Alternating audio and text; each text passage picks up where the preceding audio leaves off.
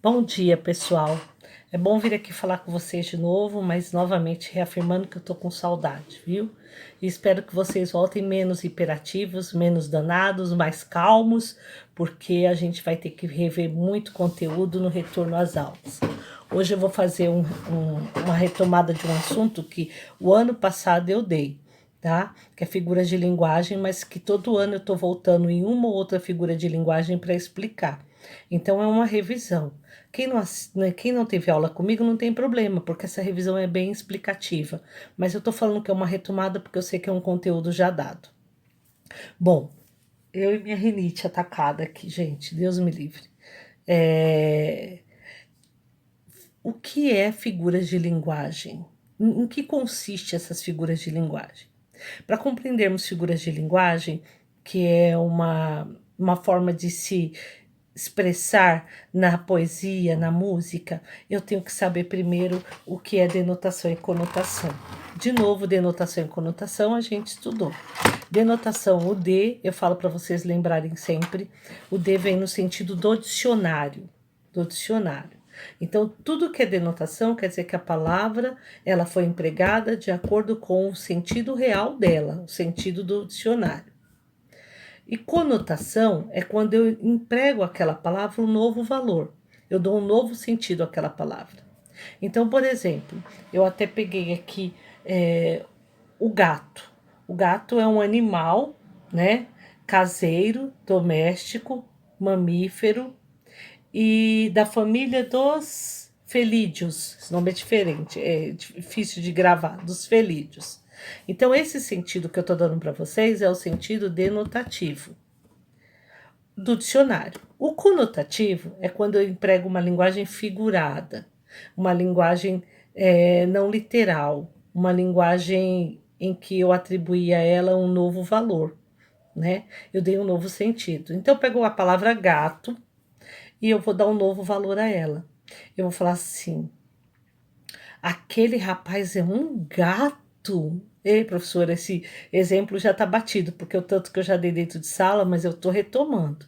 Eu tiro a palavra gato de um animal doméstico felídeo, ó, gravei, para uma pessoa, um rapaz bonito, fofinho, cheiroso, gostoso.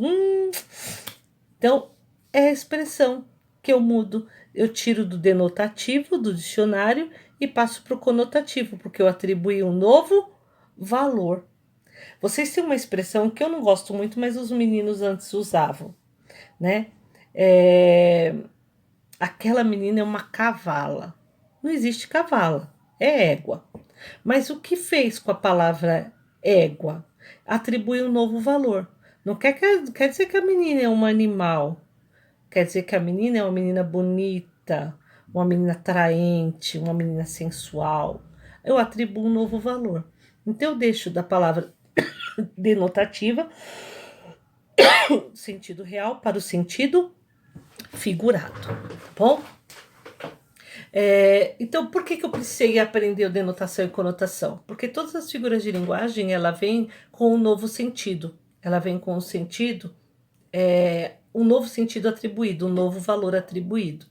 Nós temos várias figuras de linguagem e elas se manifestam mais em poesias ou até em romances literários, né? Algumas até no nosso dia a dia, porque a gente acaba utilizando, assimila e não sabe nem que está usando, mas está usando.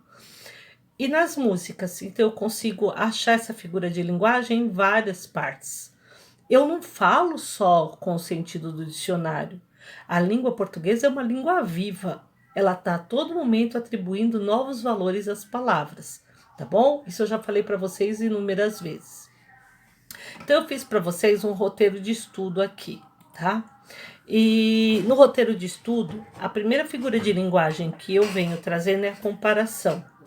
A comparação, ela é fácil da gente compreender, porque quando eu comparo um elemento com outro, porque eles têm semelhança, né, entre eles. Então, eu falo assim, olha, a, aquela menina é bonita como uma rosa. Eu usei a palavra como, eu usei a palavra bonita para demonstrar que eu comparei a menina à rosa. Então, quando eu uso como, igual, né? Eu estou usando um elemento comparativo. Então, a comparação vai aparecer os dois elementos que eu comparo, a menina e a rosa, o atributo que eu comparo, que é a beleza, e o elemento, a conjunção, a conexão entre as palavras, que é o como, é o tal qual, é o igual, tá ok? Então, essa é a comparação. A comparação a gente faz inúmeras vezes. Nossa, ela é tão inteligente como o Einstein. Né? Eu não uso Einstein, eu parece o Einstein. Igual o Einstein. É comparação. Então, a comparação é uma figura de linguagem que ela está no nosso dia a dia. A todo momento a gente está usando. Tá bom? Aparece muito em texto. Então, quando eu ver o como, o igual, o tal qual, né? Eu já tenho que ficar esperta, porque eu sei que é uma comparação. Tá bom? Ó meu ursinho blau blau, gente. Meu foficho. Tá aqui no meu quarto comigo, fazendo companhia. Né? E minha cachorra doida para entrar, mas eu não vou deixar não que ela estraga meus vídeos. Ela começa a latir, procurar papel na hora que eu tô falando. Uma outra figura de linguagem que a gente também utiliza muito é a metáfora. A metáfora, ela é uma comparação também, mas é uma comparação implícita, indireta, tá? Eu estabeleço uma relação entre as palavras, mas eu estabeleço de forma indireta. E se eu falo assim, aquela menina é uma rosa, é uma metáfora. Eu não usei o tal, qual, eu não usei o como, eu não usei o igual, e eu não falei por que a menina é uma rosa. Aquela menina é uma rosa. Você é um raio de luar. Por que eu tô falando que ele é um raio de luar? Por que eu tô falando que a menina é uma rosa? Porque alguns atributos do raio de luar e raio de luz é melhor do que luar, né? Não sei nem se luar tem raio. E a rosa existe entre eles. Então a menina é uma rosa, a menina é um raio de luz. Mas por quê? Quem é que vai construir o sentido, o significado disso? É o próprio aluno, é o próprio leitor. Na hora que eu estou lendo essa passagem, eu construo essa indiretamente essa comparação. A menina é uma rosa, ela pode ser cheirosa dependendo do contexto, ela pode ser bonita dependendo do contexto, ela pode ser forte dependendo do contexto. Se eu falar depois, posteriormente, de tudo que ela está recebendo da vida, porque a rosa tem espinhos, né? Então a gente pode estabelecer essa relação. E a menina é um raio de luz, ela pode ser brilhante, uma pessoa interessante, uma pessoa que chega e já se mostra, é um raio de luz. Então vamos novamente estabelecer a diferença entre comparação e metáfora. Comparação, eu tenho o atributo daquela menina é bonita como a rosa, e eu tenho a conexão, o elemento que conecta, que faz a conexão entre a menina e a rosa, que estão sendo estabelecida a comparação. Na metáfora, não, ela é implícita, ela é indireta. Aquela menina é uma rosa. Eu fiz a comparação, mas eu fiz indiretamente. Eu fiz com que o leitor ou o aluno que está me ouvindo nesse momento, ele faça mentalmente ele começa a atribuir valor mentalmente àquela palavra. Por que a menina é uma rosa? Então, mentalmente, eu começo a construir os meus valores. E o contexto, de acordo com aquilo que eu estou lendo, que envolve aquela frase. Aí eu vou atribuir o valor da metáfora. Tá bom? Uma outra figura de linguagem que nós temos, que nós usamos direto, é a metonímia. A metonímia, eu emprego por semelhança uma palavra pela outra, tá? Ou pelo uso. Então, usa tanto, tanto, tanto que ela se torna a própria palavra. Então, por semelhança e pelo uso frequente, eu estabeleço ali uma relação entre as palavras e faço uso dela. Então, quais são as metonímias? Eu peguei algumas, porque tem várias. Eu troco o autor pela obra. Por exemplo, eu leio tanto Machado de Assis, que é um autor da literatura brasileira, do romantismo ou do realismo. Eu leio tanto Machado de Assis, que eu começo a falar, em vez do que você está lendo, eu falo, leio Dom Casmurro, que é a literatura machadiana, eu falo, eu estou lendo Machado de Assis. Porque eu troco o autor pela obra. De tanto uso, uma sobrepõe a outra. Eu faço a substituição, tá ok? Eu troco o lugar pelo produto. Então, se eu falar assim, eu usei um chapéu Panamá, não quer dizer que eu usei um Panamá. Um Panamá. Perdão, pessoal, Panamá. Eu não usei um Panamá, eu usei um chapéu.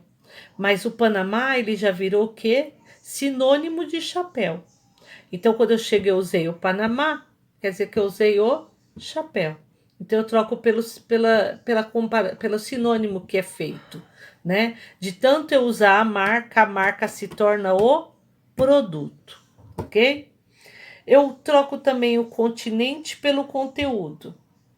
Então, eu falo assim, em vez de eu falar eu bebi vinho, ou eu bebo vinho todos os dias, eu falo eu bebo um cálice diariamente, né?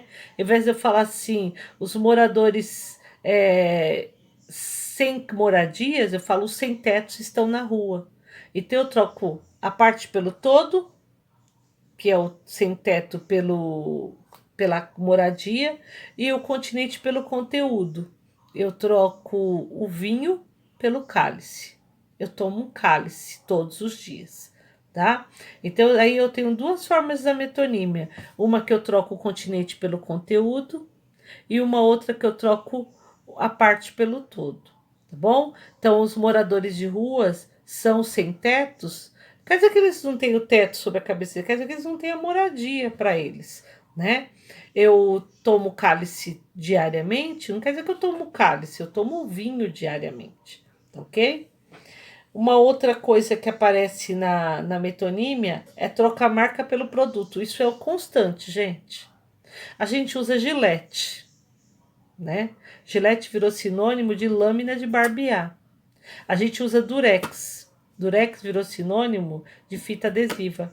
A gente usa Xerox. Xerox virou sinônimo de cópia. Então, nós fazemos essa troca direto. Então, a metonímia está muito presente na minha vida. Eu não chego e peço um refrigerante, eu chego e peço uma Coca-Cola, né? Eu troco de novo o produto pela marca, porque já se fez essa presença tão forte da marca na vida da gente que a substituição é automática. Então, isso é metonímia, tá bom? Uma outra figura de linguagem que eu venho estudando com vocês é a ironia. É a ironia feita com a palavra, mas eu também passei para estudar a avaliação de aprendizagem de processo, a ironia situacional, que é de acordo com o contexto. Então eu falo assim, no parlamento todos os políticos são honestos. É uma ironia situacional. Por que eu estou ironizando? Porque o que é de praxe aqui no parlamento as pessoas lá são desonestas. É o que a gente acha sobre os políticos, que eles são desonestos, né? É uma ironia, porque eu troquei a característica daquela situação. A mesma coisa se eu falar assim, o gato, eu pergunto pro gato, assim, foi o exemplo que eu dei. Eu pergunto pro gato, cadê o rato? Aí o gato fala assim, rato? Não conheço nenhum rato. Como que um gato não conhece o que é um rato? Se eu colocar isso numa história em quadrinhos, é uma ironia situacional, porque o que é esperado é que os políticos sejam desonestos, já é esperado, e que o gato conheça muito bem o rato. Isso é ironia. Então, ironia é quando eu falo algo diferente daquilo que eu penso. Então, eu estou vendo um menino que não se esforça, que não estuda, né, que está no 9º ano, e o 9º ano reprova, e aí ele fala assim, eu vou passar de ano. Aí eu falo assim, vai mesmo, o jeito que você estuda é uma ironia. Porque de fato ele não estuda nada. Então eu estou ironizando. Nossa, do jeito que você é estudioso, vai passar de ano. É uma ironia, tá bom? Antítese. Antítese é muito fácil. Antítese é o contrário. Amor, ódio, né? Claro, escuro. Então, o contrário é a antítese. A antítese também se apresenta demais em músicas e poesias, ok? A onomatopeia a gente estudou e muito, porque a onomatopeia ela é muito presente em história em quadrinhos, né? É quando eu imito sons na escrita. Então, o som do relógio, tic-tac, tic-tac, tic-tac, tic-tac, tic-tac, é o onomatopeia. Então, quando eu tenho a representação do som na escrita, eu tenho uma onomatopeia. A personificação também a gente estuda demais, porque elas estão muito presentes em contos, né? Então, eu trago seres inanimados que não têm vida, não são ser humano, e eu atribuo a eles valor, característica humana. Então, se eu falar assim, o sol abriu os braços para mim pela manhã, é uma personificação, porque eu atribuí ao sol uma atitude que é humana, tá bom? E temos o hipérbole e o eufemismo. O hipérbole é exagero. Exagerar é hipérbole. Eu comi um prato de macarrão. Mentira, ninguém come prato de macarrão. Eu só comi o macarrão. Mas eu exagero. Vixe, eu comprei lá pós 1.000 balas. Mentira, ninguém compra 1.000 balas. É um exagero, né? Então, exagerei é um hipérbole.